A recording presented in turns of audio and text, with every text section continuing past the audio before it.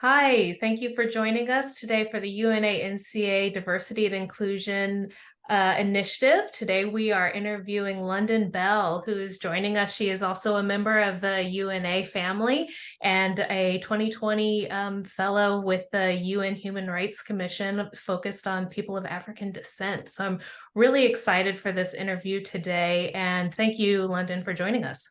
Thank you so much, Danielle. It's such an honor to be here with you. Awesome. So why don't we just do a quick intro? Tell me about yourself and your role at UNA and what you do outside of UNA. Yeah, thank you. So I am from Detroit, Michigan, and I am an international human rights law and policy advocate. And I have specific training in international human rights law, international criminal law, international business law. And my favorite part is the international treaties that of the UN human rights system. And so I'm a proud longtime member of UNA USA, and I have served as a national council member for the Great Lakes region. I've served as the National Council Secretary. I have also served as a UNA Women co-chair, and I am a proud member of UNA Detroit. I am its former president, and I've also served as secretary. And I'm currently serving as a member of the UNA USA DEAI committee, along with staff and other volunteers. And I'm also the chair of our UNA Women podcast. So I'm doing a lot with UNA Women, UNA USA. Outside of UNA USA, I'm a founder and president of an organization called Bell Global Justice Institute. It is in special consultative status with the Economic and Social Council of the United Nations. And we are a women and girls human rights organization. We work towards gender equality, gender equity, sustainable development goals. So we're pretty busy here in Detroit. Yeah, that's amazing. And I just love the interconnect between the legal and the human rights. It's always something that, a lot of our members, as I know, are very interested in, and kind of understanding how we thread that needle between advocacy and policy and hard legal requirements. And, I think that generally there's this growing, well, not growing, but a general frustration, I'd say, and the lack of, concrete action on a lot of SDG goals, and, how diversity and inclusion kind of plays into these larger goals. And so it's just really great to have you as an expert here. And, I encourage all members to get more involved, in this work with you. And so kind of going forward and talking about, the role of the UN in these diversity and inclusion initiatives, could you talk a little bit more about the Office of Human Rights? They have this permanent forum for, members of African descent, of peoples of African descent. Can you tell us a little bit more about that? Yes. This is an exciting time at the UN. So the UN, the Permanent Forum for People of African Descent, was formed by the UN General Assembly. And the resolution is 75/314, just in case anyone wants to look it up. It was formed on August 2nd, 2021. And this is from years and years of advocacy to the UN for people of African descent around the world, our allies and other stakeholders. And so the forum itself is designed to serve as a consultative mechanism for people of African descent and allies to advance and promote human rights for people of African descent, our dignity and equality for people of African descent around the world. It also serves as an advisory body to the UN Human Rights Council, the UN General Assembly, and other UN agencies and organs as well. And what I like about it also is that it works closely with other UN mechanisms. So for instance, the Working Group of Experts for People of African Descent, the Committee for CERD, this committee oversees the Convention on the elimination of all forms of racial discrimination. So they work in collaboration with these other mechanisms to promote rights for people of African descent. Also, the permanent forum is also designed to work toward implementing the International Decade for people of African descent. And for people who are not familiar, the International Decade is from the year 2015 to 2024. And it is based on 3 pillars. And those pillars are recognition of the right to equality and non-discrimination, justice. So people of African descent having access to justice everywhere. And then development, the right to development and measures against measures against poverty. And so yeah, the Permanent Forum is a very, very important body within the UN. And it had actually its first session in a historic session in December in Geneva. And I was able to go, and I was able to join. I met some of the fellows that I was with for the first time. And I'll tell you more about that. And the second session was in, I want to say, the end of May, beginning of June of this year in New York. So they're having in-person sessions, and several hundred people have attended both sessions. So. Wow, it's so amazing, and I have so many questions for you. I think you know, and to be a fellow, so you were a policy fellow back in 2020, is that right? Mm-hmm. And what an amazing, tragic, all of the above, right? Time to be part of this and to join in. And, you know, could you talk a little bit about that experience? How did you, get on board?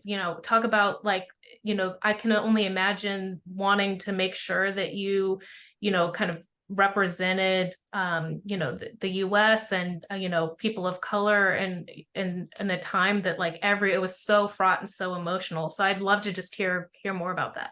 Yeah. So the fellowship, the African Descent Fellowship, through the Office of the High Commissioner for Human Rights, is a part of that International Decade for people of African descent. It is a highly competitive fellowship that happens every year. It generally takes place where fellows go to Geneva for 3 weeks to be immersed in learning about the different ways that we can make impact to advance the rights of people of African descent at home, where we live, and around the world. More than 500 people of African descent from around the globe apply, and it is very competitive. And we were supposed to be in Geneva, but due to COVID, we were virtual.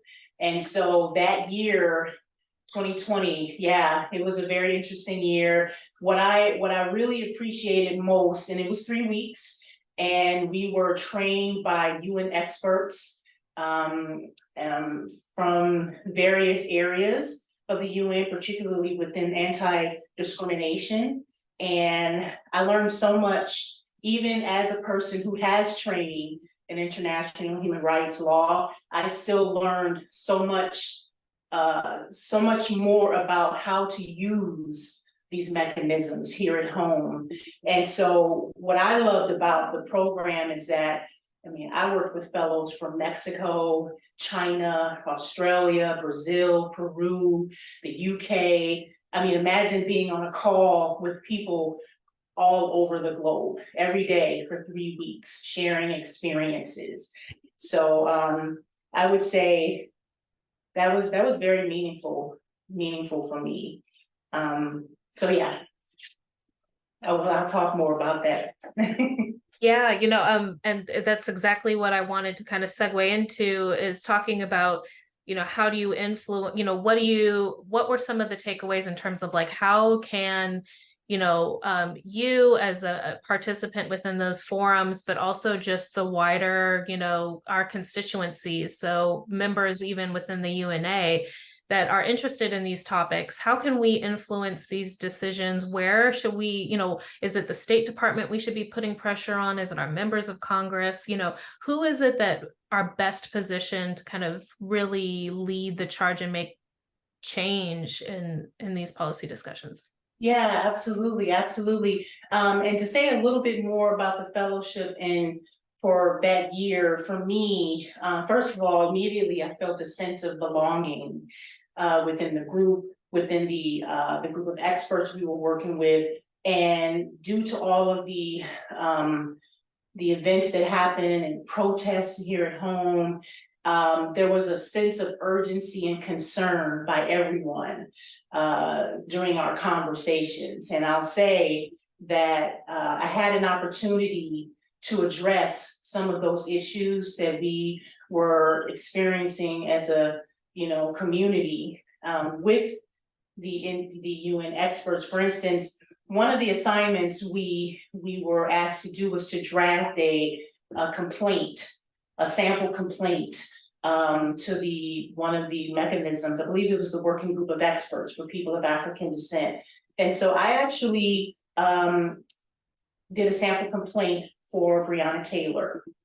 And I did the research, and I was able to just express the concerns of what it would look like if that complaint were to move forward. And we also had an opportunity to engage with the working group of experts virtually. And so myself and my US cohorts, we talked about that intersection of gender and race that Black women and girls experience here in the US. And we talked specifically about gender-based violence and the use of excessive force against Black women and girls here. So it was monumental how we were able to, I felt like I was able to take the frustration, the fear, concern, and really channel it into action while I was in that program. And even since the program, several of the fellows that I worked with, we came together to create the Global Black Collective Institute, where we are continuing our work and sort of spreading the word about the people of African descent, the Permanent Forum, the International Decade. So it's ongoing, actually, for me, which has been very beneficial. So I think it's really important for people within UNA USA to really learn about the work of the Permanent Forum, the work that's being done within the decade. And one way to do that is to visit the Permanent Forum's website, and I can send that to you. Learn about the experts that make up the Permanent Forum, because they come from all corners of the globe, and they come from not only their own experiences, but they're all experts in particular areas. And so the body itself is able to really discuss the intersectional experiences that we as people of African descent, live every day. And so whenever the forum comes back to the United States and is at the UN in New York, I would encourage members to go and attend this forum. The members are accessible. There are other experts that are there from around the world, other UN, representatives. It's a good opportunity to engage with people about issues that are happening in our local communities. So that's one way people can be active. The other way is oftentimes this body and mechanism, as well as other mechanisms, often do calls for input. So periodically, I would really encourage you and folks within your chapter, UNA-NCA, to visit the website to find out if they're looking for information, because they're often working on reports. They're often looking for information to help advise the UN Human Rights Council and the UN General Assembly and other UN bodies. So that's another way of directly being involved. Yeah. And then one last way is, this is a good opportunity when we're talking with our elected officials, congressional members, to let them know, hey, this is a body that we're interested in. This is a body we would like to ensure that we're engaged in, you know, as a member state. And, you know, to let them know, to, you know, bring awareness so that they are in tune with what's happening, particularly at these sessions. You can also, you can actually go back and view those sessions. I'm sure a lot of UNA members already know this, but UN Web TV, pull up the UN Permanent Forum for People of African Descent and watch those sessions. And that's where you're gonna really understand those conversations. Yeah, that's fantastic. And I'll make sure that I link a lot of these resources online where we post this interview as well. So thank you for that. And I can follow up to make sure I have all of those resources, including your organizations for interested members.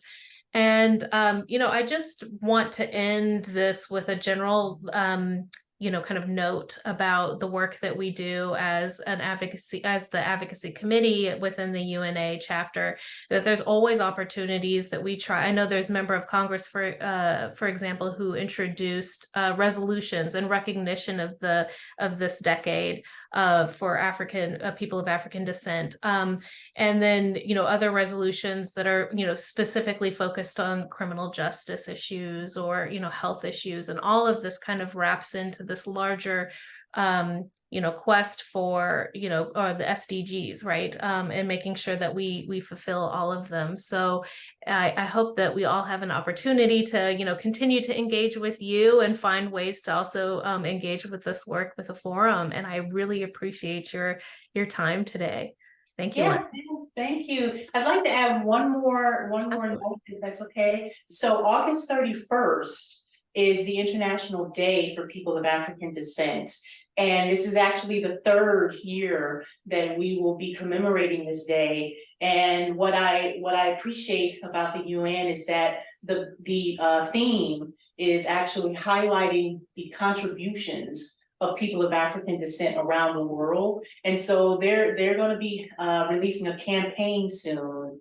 And so check out check out UN Days and check out the International Day for People of African Descent, because it is a huge day. And there will be podcasts, there'll be radio, you know, interviews about it from people all over the world. And so that'll be another opportunity for UNA members to learn, you know, more about the decade and about the theme this year. Fantastic. That is wonderful. It's a wonderful way to end this this interview today. Thank you so much, Lyndon. Thank you.